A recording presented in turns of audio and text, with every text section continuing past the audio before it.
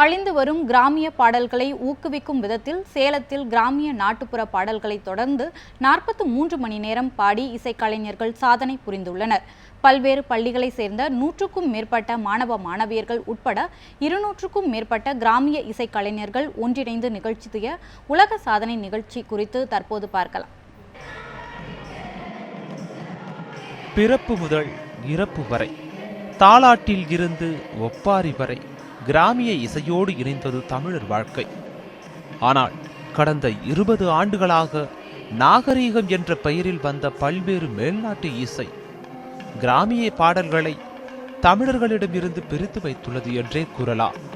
அழிந்து வரும் கிராமிய பாடல்களை ஊக்குவிக்கும் விதமாக தமிழ் கிராமிய பாடல்களை 43 மணி நேரம் தொடர்ந்து பாடி உலக சாதனை புரியும் நிகழ்ச்சி நடத்தப்பட்டது.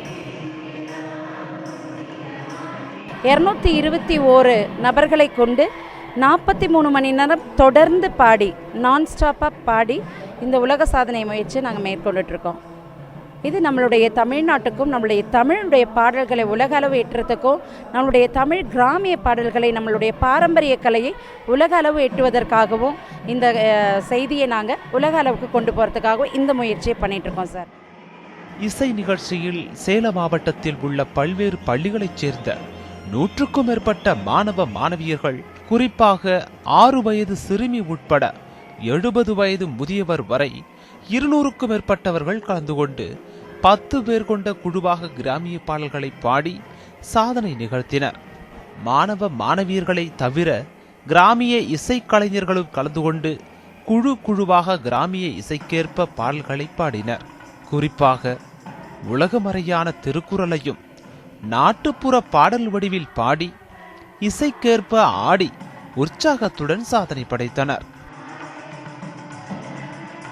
இயற்கை, இந்தியா, இறைவன் என்ற தலைப்பிலே 223 மாணவ மாணவிகள் மற்றும் பாடலாசிரியர்கள் சேர்ந்து தன்னுடைய சொந்த பாடல்களை எழுதி அதை பாடல்களாக பாடி ஒரு புதிய உலக சரித்திரத்தை படைத்திருக்கின்றார்கள்.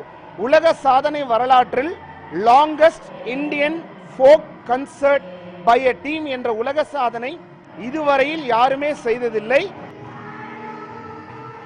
தொடர்ந்து இடைவிடாமல் பாடி உலக சாதனை படைத்ததற்காக எலைட் உலக சாதனை பிரைவேட் லிமிடெட் நிறுவனம், Asian records of academy Singapore, Indian records of academy Chennai, Tamilan book of records நிறுவனம் ஆகிய நிறுவனங்களின் நடுவர்கள் சாதனைக்கான சான்றிதழ்களை வழங்கினார்கள்.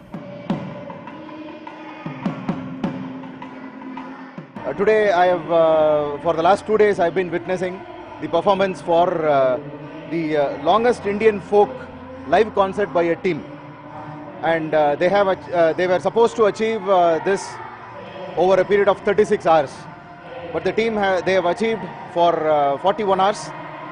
So I am declaring that this record attempt is a successful one.